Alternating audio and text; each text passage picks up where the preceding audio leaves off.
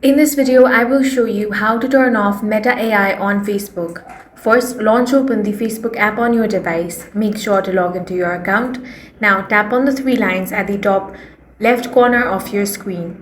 Scroll down a bit and here you should be able to find the option of Meta AI. Go ahead and select that. Now, if you do not want Meta AI and you want to turn this off, then what you can do is tap on the information icon at the top right corner of your screen. Select that. Now check if there is any mute option. If there is, you want to select that. Then you want to select the duration of muting Meta AI.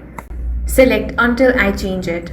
After selecting this option, you will see the bell icon with the slash option. This means that Meta AI has been muted. Keep in mind that you can only mute Meta AI. For now, Facebook does not offer an official option to completely remove or disable Meta AI from the app. That's all for this video. If you found it useful, make sure to hit the like button and subscribe for more videos like this.